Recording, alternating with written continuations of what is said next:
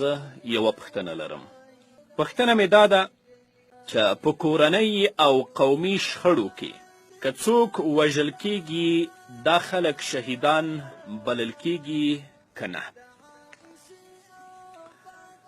فقها لیکي په داسې کورنیو شخړو کې که چیرته مقتول د جانب مقابل یعنی د قاتل د قتل لپاره ابتدا نه وي کړې او قاتل په غیر مسئولانه ډول د بل مسلمان حق په ظلم سره د لاندې کولو اراده کړې وي نو دا مقتول د شهید په حکم کې راځي. نو لحاظا د داسې مقتول جنازه به له غسل نه بغیر ادا کیږي.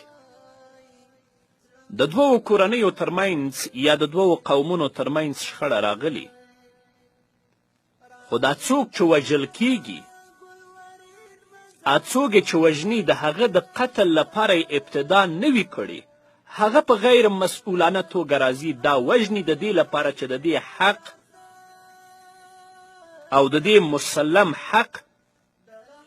غصب کړي او په خپل ولکه کې داخل کړي نو دا مقتول شهید دی. کله چې دته جنازې لمونځ کیږي دته به غسل نه ورکول کیږي. اما که یو د بل د قتل اراده کړې وي د هغه د قتل اراده کړې او د قتل اراده کړې یو بل ته په کمین کې ناست دي نو دا بیا شهید نه بلل کیږي. علامه کاسانی رحمه الله په بدایع الصنایع کې په لومړني جلد کې په 323 صفحه کې لیکي چې کله شرایط د شهادت وپیژندل شي نو که یو کس د خپل نفس نه دفاع کوي او وژل کیږي یا د خپل مال نه دفاع کوي وژل کیږي یا د خپل د اهل نه دفاع کوي وژل کیږي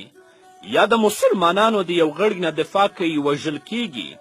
یا د اهل الذمه نه دفاع کوي وژل کیږي فهو شهید دا شهید دی.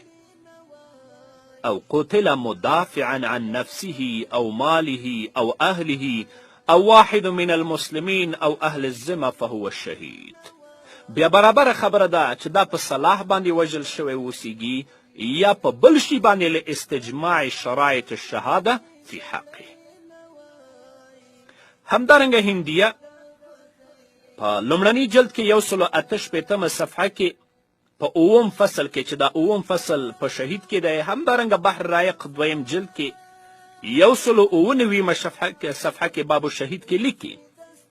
ومن قتل مدافعا عن نفسه او ماله او عن المسلمين او اهل الذمه بأي آلة قتل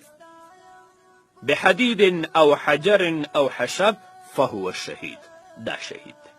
نو حاصل دا په داسې کورنیو شخړو کې که چیرته مقتول د جانب مقابل یعنی د قاتل د قتل لپاره ابتدا نه وي کړي او قاتل په غیر مسئولانه ډول د بل مسلمان حق په ظلم سره د لاندې کولو اراده کړې وي نو دا مقتول د شهید په حکم کې راځي.